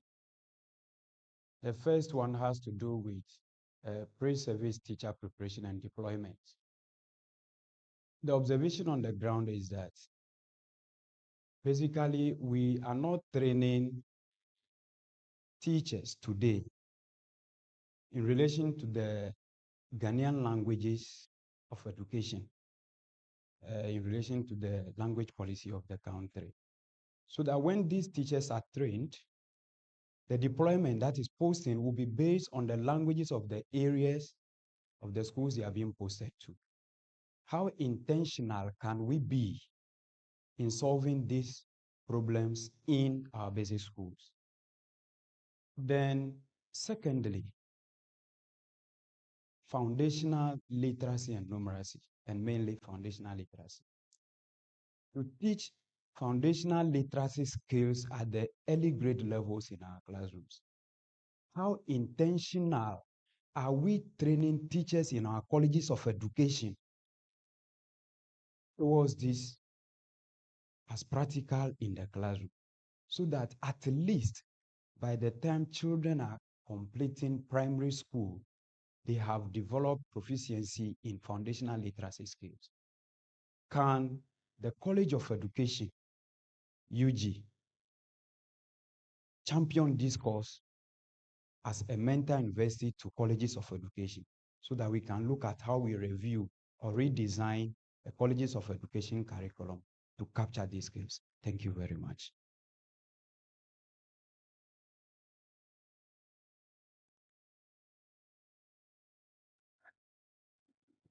Yeah, I hope you know that the curriculum is already reviewed. And now each student is at least doing one local language as an elective course so that you teach it. But the fact that, but you see, the posting come from Accra. If you post somebody in Kwakwa, it cannot be changed. That's what they told me. Because the posting is from Accra, and sometimes they don't know what is going on. And so the people lobby to be posted along the main road, Kumasi Techiman Road. Sometimes the place is full, but that is where you are posted. Again, if some of these postings will be localized, regional or district, probably it will help. But to post someone from Accra, that is the problem. So I have a niece who finished education at Mampong, Asante Mampong, and she is posted to Abekumase. It's in the Azim district, although she chose Ashanti region. So that is what is happening. Accra. I'm to be in Accra today.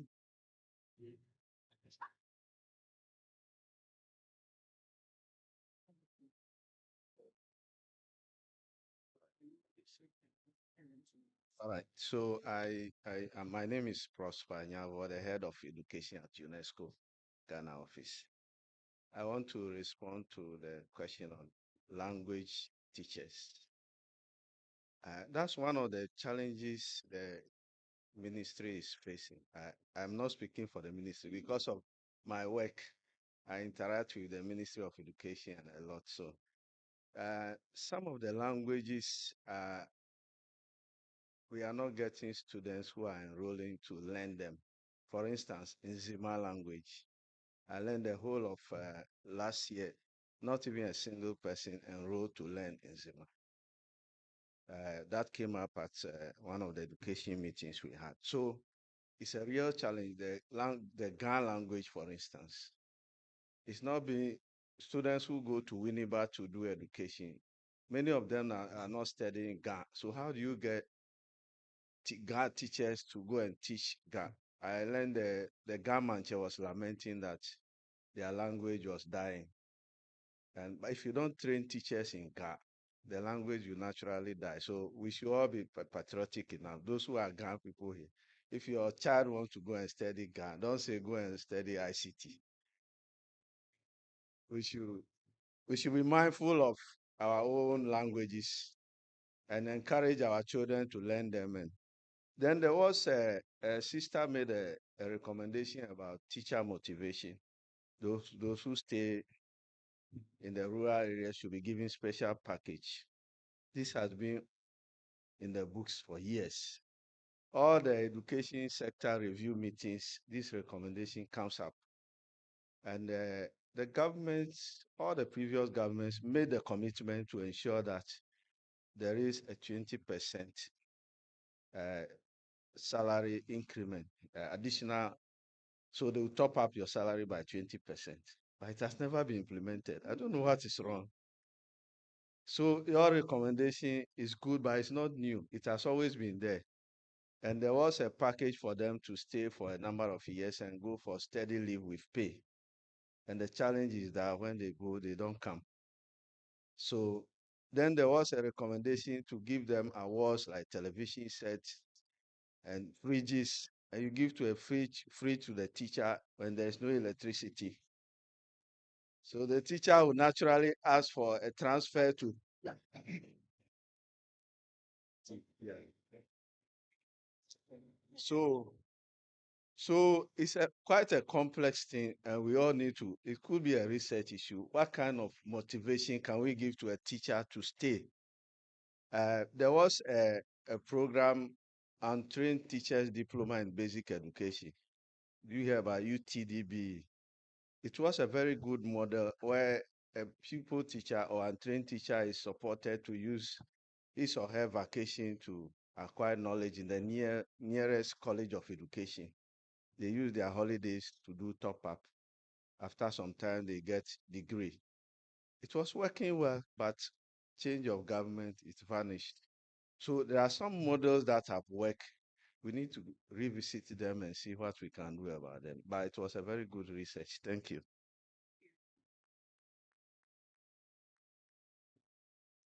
All right. Okay.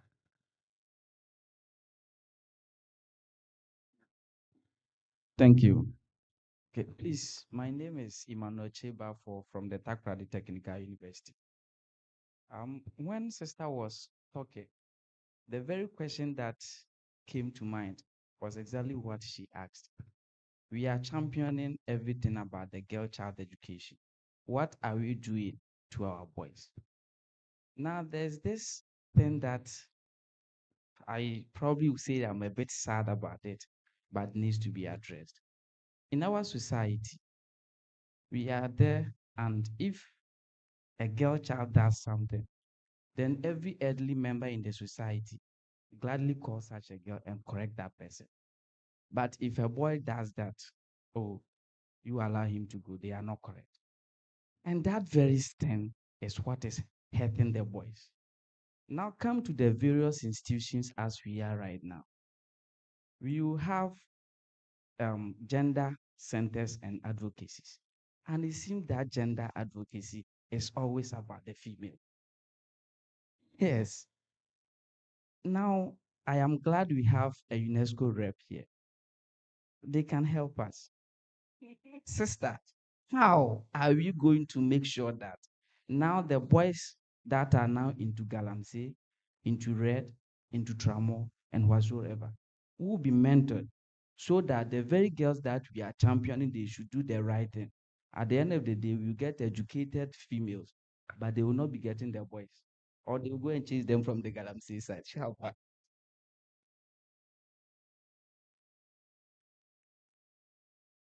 Yeah. Yes. Just a quick one too. My name is Which one? Innocent Agbeli from Lisa. The boy girl. Okay, just a quick one on the boy girl. It's true. Actually, there was a UNESCO report 2 years ago which shows that the girls are actually performing better than boys now. So especially in mathematics.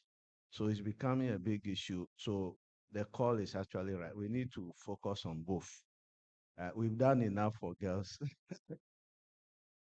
There are specific areas like STEM where we need to still push hard for female representation because globally it's low.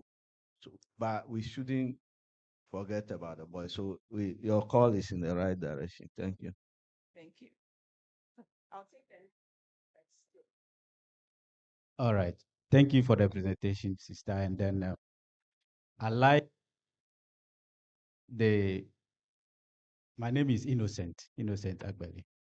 I like the presentation. What excites me, some of the instruments that you have, discovered that are there. And I like the recommendation of Prof also that what we have to make maximum use of them. In fact, the school feeding program is one of the instruments that the government is using to get people to school. But the implementation, monitoring, and all those things have to be looked at. Recently, we were in the northern region on one of our projects, the school feeding program. Now, some households are just using it as a feeding ground. Okay, so in the morning, the children will be in the house. When they see the woman with her people coming with the food, the children come with their bowls. And what one head teacher told us was that they will hold on with sharing the food, which comes with an ethical issue as well. Because as soon as they finish eating, you won't see them again. So at least they get them for that first lesson to at least learn something before they share the food. And we were there. After sharing the food, there was nobody.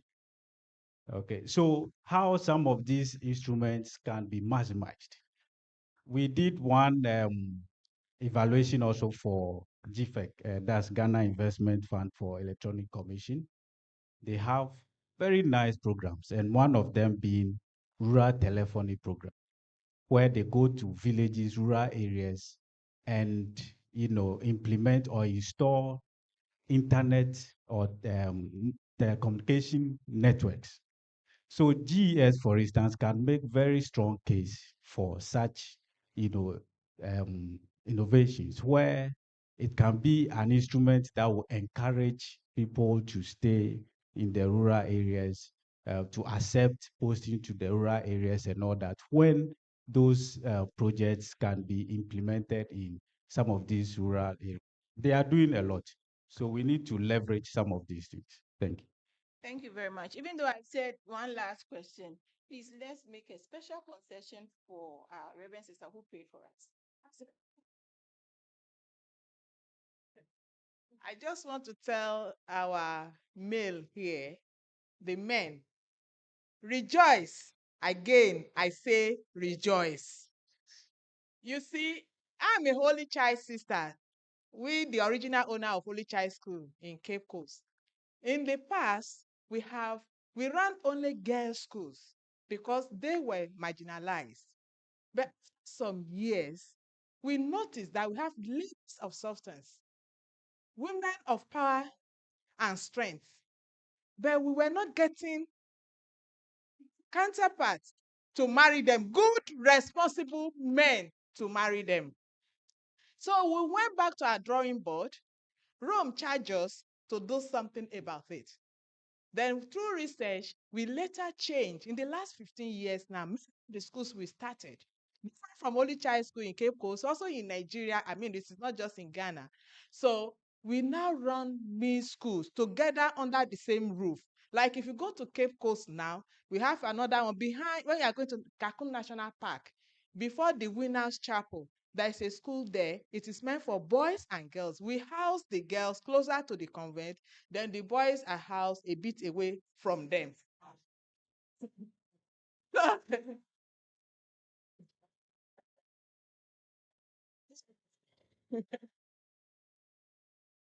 So if you go to God also we have Miss School there, also run by Holy Child Sisters. Upper West, we have Mist run by Holy Child Sisters. I was there to carry out some research last year. So now many of our schools, there's hardly anyone you will see as a single school. So we've listened to your cry. We've heard. We are working on it. And don't worry, we will get there. Thank you. Much for sticking with us. I am done with my task and I'll hand over to the MC to continue. Thank you. Thank you very much, Dr. Doreen. I would not attempt to mention the surname once again. Thank you. Thank you for this session. Thank you all for participating in this session. We are still in the conference. So at this time, there are some ladies and gentlemen wearing some yellow t-shirts who would be passing through to hand over to you some tickets for our coffee break. It's not because we don't trust you. It is because there are so many conferences around. So we just deemed it right to give you tickets. I would also want to inform you that immediately after this announcement that I'm going to make, this will bring us to the end of the opening session, and then we will break out into the parallel sessions, and I'll give announcements on that. But I just want to acknowledge some institutions that are represented here. So we have St. Teresa's College of Education here. If you're here, please give us a wave. Thank you for coming. We have Central University here. Central University, thank you very much.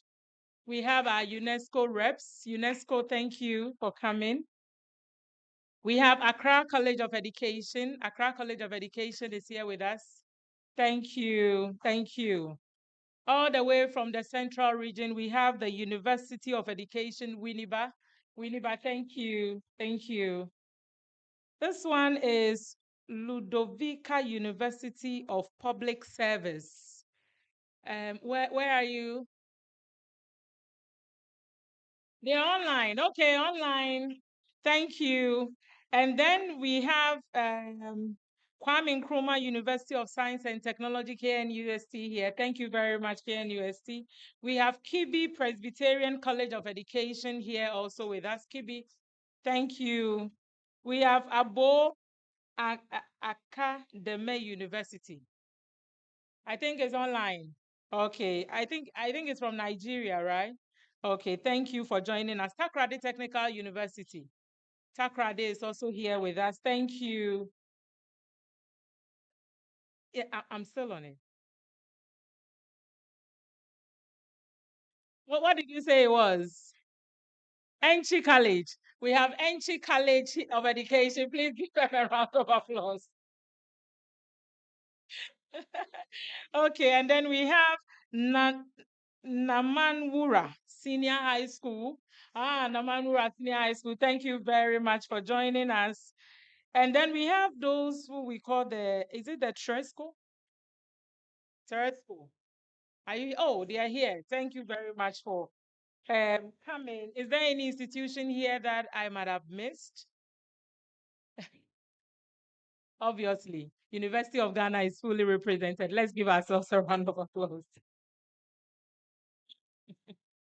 Okay, and then finally, I have one person that I want to acknowledge who walked in. We have Professor Linda Chevi here. Prof, you're welcome. Thank you very much. And I can see, as you can see, we have the college registrar here, Mr. Odon Kansa, who is, if you can't see him, he's in a green suit, sitting down majestically. Please, let's welcome our college registrar. Welcome, sir. Okay, so ladies and gentlemen, thank you very much. Thank you to our provost. Thank you, honorable. Thank you, sister. Thank you to all of you for coming to this opening session.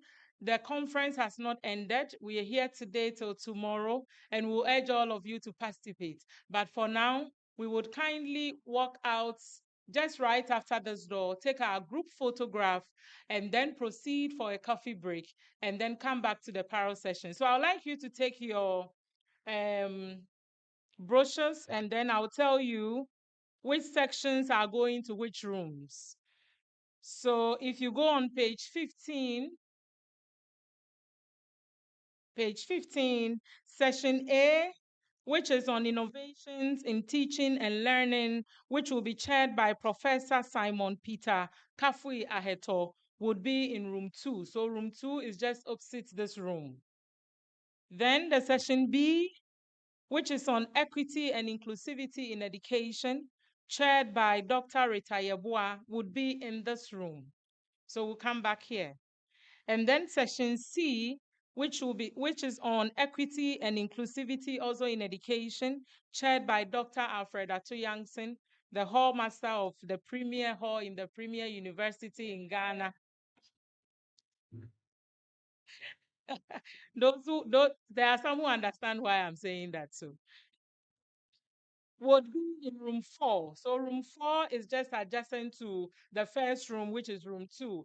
I would be around, and the ushers will also be around to tell you where these rooms are. So immediately after coffee break, we would move to the parallel sessions. We'll come back after the parallel session to have our second plenary session, and then we'll have our closing for today. Thank you all very much, and let's proceed for the group photograph. Thank you.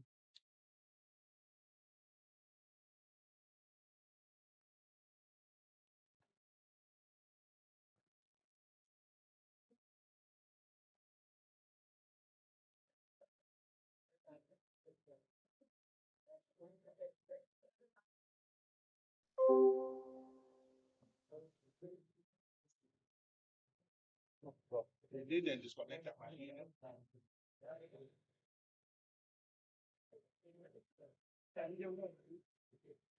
Thank you for taking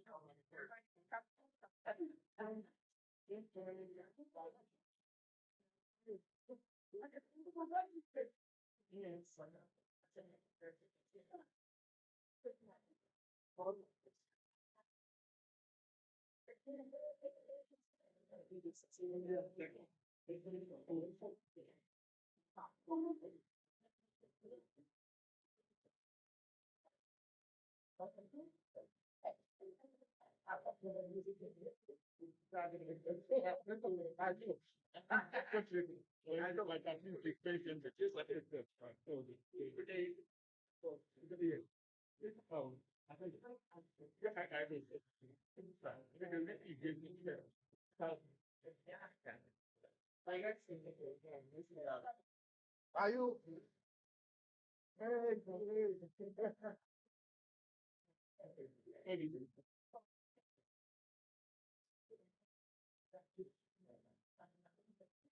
Please